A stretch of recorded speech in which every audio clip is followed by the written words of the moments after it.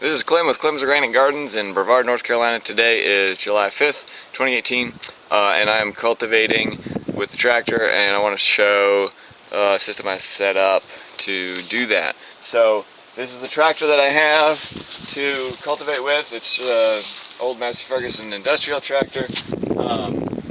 Nothing special. It has a loader, and I've set up the main cultivation tool on the front, which is this is a little unconventional, but it's been working out pretty well. So basically, the way to set up an implement on the front, you can get these, like most of these parts are pretty readily available. This is a quick hitch adapter, skid steer style. It just hooks onto the pins of the arms, and that can attach to, it attaches to my bucket, and then also to this thing. And this is like a 3-point hitch conversion toolbar. I don't know what to call it, but this is basically allows you to attach a 3-point implement to the front of the tractor. And this is the 3-point implement. This is a Lilliston rolling cultivator, which is a pretty useful tool, and generally designed to go on the rear of the tractor on the 3-point hitch.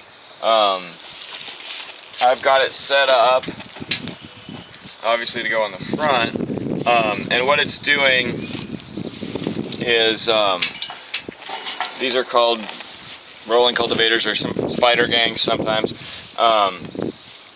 Basically, these can be, they're pretty adjustable. They can be set at different angles. They roll along the soil, and they can push soil a little ways one way or another, and they kind of crumble it. It's actually a really, really effective cultivation tool.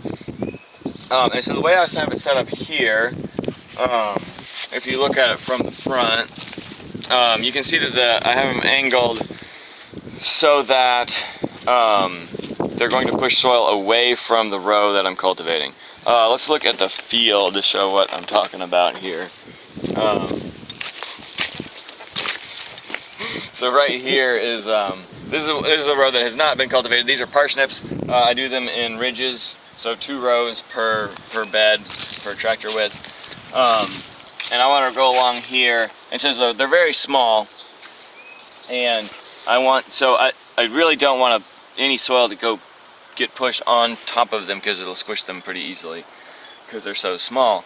So I want those rolling gangs. They'll act sort of like discs, and they'll cut soil away. Which I don't really need the soil to be pushed out of the way, but I need it to just not cover the little baby plants. And that's kind of the only way to do that, to have make a clean cut and control the weeds in that area without pushing it where you don't want it to go. And so these are some rows that have been done, and you can kind of see as you look down, it just kind of leaves this strip over top of the row of parsnips, and then kind of really, you can see it really kind of breaks up the soil in between and controls the weeds in there, and that's what we want to see. So why is it on the front? So that I can, it's on the front so that I can watch it as I drive down. Because that's I gotta drive pretty darn straight to not veer over and hit the row across. And another benefit of having it on the front is that I can put an implement on the back too. And right now, I just have a simple 2-row cultivator, which I don't know if it's doing a whole lot. It's just straight shanks. Like if there's a bigger weed that the rolling cultivators don't get, because they don't go that deep, then this will maybe dig them up. It also kind of smooths out what those rolling gangs do. And yeah, that's it. So I'm gonna drive a little bit. It's not super fast using a tractor like this, just because the steering is very sensitive when you have a big long implement in front of you. But once I get going, it can be pretty quick.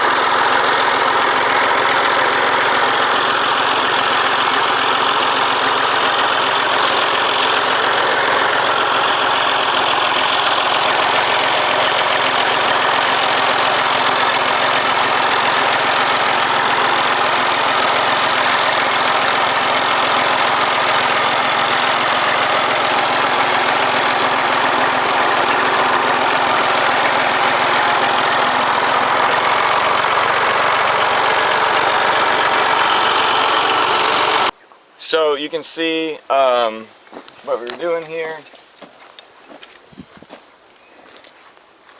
And so in this stage, so you can see, I mean, we're getting a band about yay wide that is being controlled here. At some point, I mean, we will, so you get the weeds in between, we'll have to go through by hand. But this, I mean, this is going to kill probably 90% of the weeds that we're worried about. And I think it's been working pretty well.